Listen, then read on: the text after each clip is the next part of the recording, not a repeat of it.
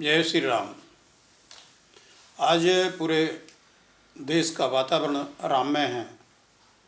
सर्वोच्च न्यायालय के निर्णय के उपरांत श्री राम मंदिर निर्माण के लिए जिस ट्रस्ट का गठन किया गया था, उसने बड़े परिश्रम से, बड़ी सूझबूझ से और विशेषज्ञों का से राय मशविरा करते हुए भगवान श्री रामचंद्र जी के जन्मस्थल पर भव्य भवन का निर्माण प्रारंभ किया और काफ़ी हद तक वो पूर्णता की ओर है।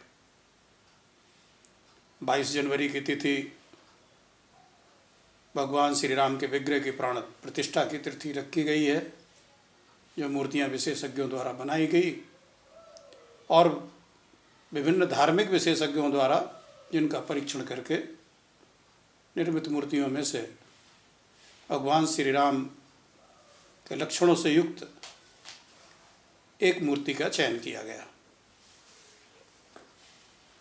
लोगों में बड़ी आशाएं जग गई हैं।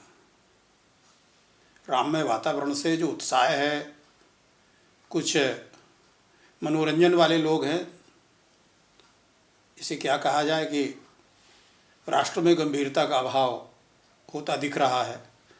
लोग हर चीज़ को एक इवेंट की तरह, एक मनोरंजन की तरह ले लेते हैं, जबकि धर्म और आध्यात्मिकता बहुत ही गंभीर चिंतन की और चिंतनोपरांत आचरण का विषय है।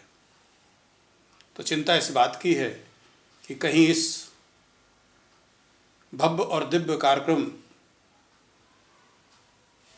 को देखते हुए हमारे कहीं आचरण में कोई त्रुटि ना हो जाए। क्योंकि भगवान श्री राम तो सर्वदा व्याप्त हैं, कण-कण में व्याप्त हैं, रोम रोम में राम हैं, ये हम सब जानते हैं। विभिन्न अवसरों पर इसकी अनुभूति भी होती रहती है। जन्म स्थान उनका अयोध्या धाम अवश्य था, लेकिन पूरे ब्रह्मांड के, अखिल ब्रह्मांड के वो नायक हैं। उस राम राज्य की स्थापना को लेकर के ही लोगों में उत्सुकता रहती है हमेशा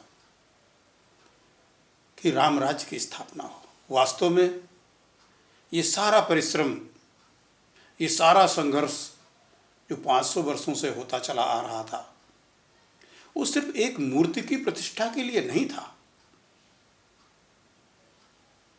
कि वहाँ पर एक मंदिर बन जाए, वहाँ पर प्रभु आकर के विराजें। प्रभु के तो लाखों करोड़ों मंदिर हैं पूरे विश्व में। रामलीलाएं खेली जाती हैं, रामचरितमानस के पाठ होते हैं, वाल्मीकि रामायण के पाठ होती हैं और लाखों राम कथा वाचक हैं जो पूरे विश्व में अमृतमयी श्री राम कथा का श्रवण कराते रहते हैं। यदि कोई चीज़ मिसिंग हो रही है, अगर किसी चीज़ का अभाव सामान्य जन को खटकता है, तो वो है राजा राम जैसे नेतृत्व का होना। राम राज्य तभी सार्थक होगा, राम भी तभी प्रासंगिक होंगे जब हम सब लोगों के अंदर उस तरह की भावना आ जाए।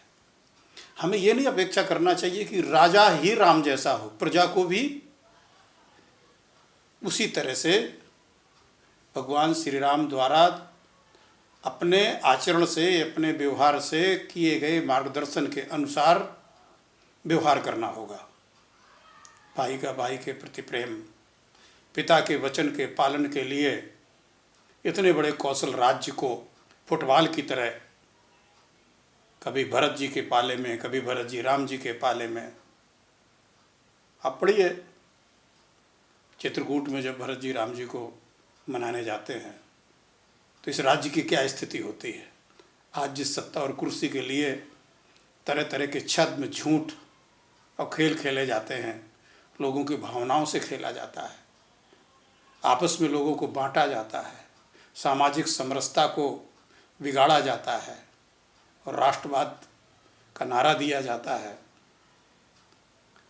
वो उस समय के, आज की सत्ता तो अस्थायी है, 5 वर्ष के लिए है, 10 वर्ष के लिए है, 15 वर्ष के लिए है। और इस लोकतांत्रिक में जो कुर्सी प्राप्ति है सत्ता की। यद्यप कहने को तो जनता राजा है, लेकिन कुछ बातें कहने की होती हैं, कुछ बातें देखने की होती हैं।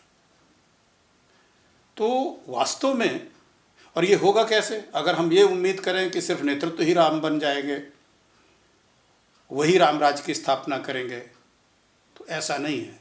जैसा हमने कहा कि लोकतंत्र में चूंकि वास्तव में जनता ही राजा होती है, तो जनता को इस प्रकार से अपनी सोच, अपनी पसंद, अपना समर्पण, अपना योगदान, अपनी प्रतिबद्धता, अपना कर्तव्य सुनिश्चित करना होगा कि जो भी उनका नेतृत्व करे उसमें भगवान श्री राम द्वारा प्रदर्शित मार्ग अनुगमन की क्षमता हो, उस मार्ग का अनुगमन करे। कैसा मार्ग? बहुत बताने की आवश्यकता नहीं है, लेकिन भगवान श्री राम के राज्य में जो है ना, राम राज्य बैठे त्रिलोका हर्षित भय गए सब शोका, आप लोगों ने पढ़ा होगा उत्तरकांड में। नहीं पढ़ा तो पढ़ लेना चाहिए। किस तरह के भगवान श्री राम के राज्य में बैठते ही किस तरह का वातावरण हुआ था, किस तरह की परिस्थितियाँ उत्पन्न हुई थी। यद्यपि माँ सीता के वनवास को लोग क्षेपक मानते हैं और ज़्यादातर जगह ये चूँकि लौकुश का जन्म ही महर्षि वाल्मीकि के आश्रम में हुआ था, तो इसको वास्तविक घटना से भी जोड़ते हैं। कारण के रूप में एक धोबी द्वारा अपनी पत्नी को कहे गए दुर्वचन हैं, जो पूरी रात कहीं दूसरे जगह बिता करके जब उसकी पत्नी वापस लौटी तो उसने उसको प्रताड़ित करते हुए ये कहा कि मुझे राजा राम मत समझना, कि दूसरे के घर रही औरत को मैं पुनः रख लूँगा। ये बात भगवान श्री राम के गुप्तचरों ने सुनी। अच्छा राजा वही होता है जो अपने गुप्तचरों को, और कई बार तो राजा स्वयं वेश बदल के, आप लोगों ने देखा होगा, पहले राजा स्वयं वेश बदल करके घूमते थे, क्योंकि गुप्तचरों को भी कई बार ठकुर सुहाती लगती है। वो वास्तव में राज्य और राजा के शुभचिंतक ना हो करके राजा को जो अच्छा लगता है वो कहना शुरू कर देते हैं, और ऐसे राजा रावण जैसे होते हैं। आप लोगों ने मानस में पढ़ा होगा ना कि रावण के साथ यही तो स्थिति थी। कोई उसके सामने उसकी मनपसंद बात के अतिरिक्त नहीं कर सकता था। विभीषण ने की तो लात मार के निकाल दिया।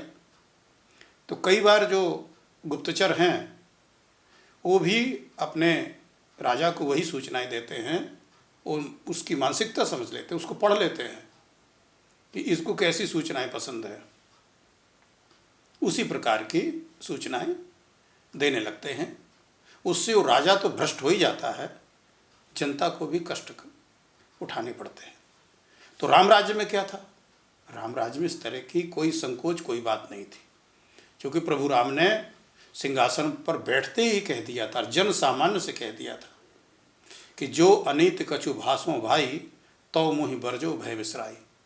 हे भाई, जन सामान्य को अपने भाई की तरह संबोधित कर रहे हैं कि यदि मेरे मुख से कोई अनीति बात निकले, जो नीति सम्मत ना हो, शास्त्र सम्मत ना हो, धर्म सम्मत ना हो, महापुरुषों द्वारा बताए गए वचनों के अनुकूल ना हो, गुरुओं द्वारा दिए गए उपदेशों के अनुसार ना हो, तो बिना किसी भय के मुझे रोक दीजिएगा। तो मुहि बरजऊ, यहाँ टोकने की बात नहीं है, सीधे रोकने की बात है। तो मुहि बरजऊ भय विसराई, किसी प्रकार के भय को आपको आवश्यकता नहीं है, आप मुझे आकर के रोक दीजिएगा।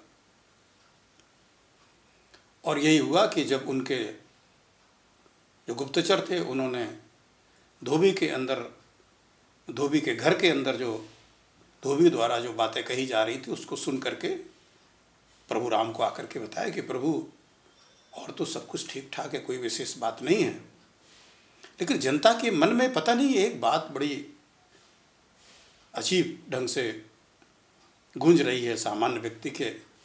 और प्रभु राम के पूछने पर उसने बताया कि आज हमने एक धोबी को इस तरह से अपनी पत्नी को प्रताड़ित करते हुए ये सुना कि मुझे राजा राम मत समझना, कि मैं दूसरे के घर रही हुई स्त्री को फिर अपनी पत्नी के रूप में स्वीकार कर लूँगा।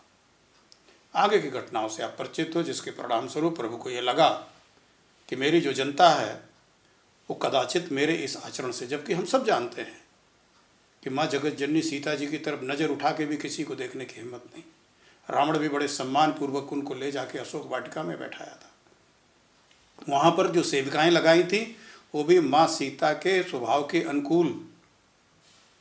जो त्रिजटा थी वो विभीषण की पुत्री थी, और हम जानते हैं विभीषण तो संत विभीषण थे, महात्मा विभीषण थे, तो उसी तरह की थी।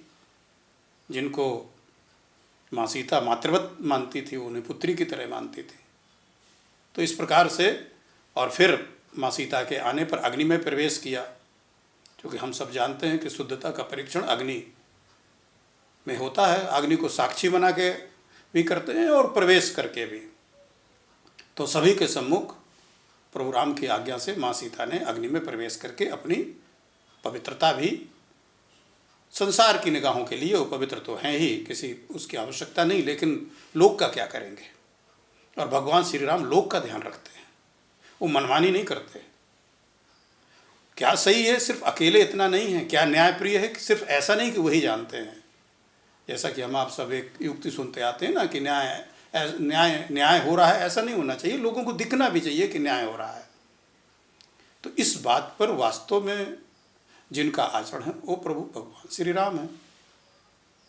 तो उन्होंने सबके निमित्त ये परीक्षण भी कराया। इसके बावजूद जब ये लोकापवाद चल पड़ा तो प्रभु ने जगत जननी माँ सीता का परित्याग भी किया।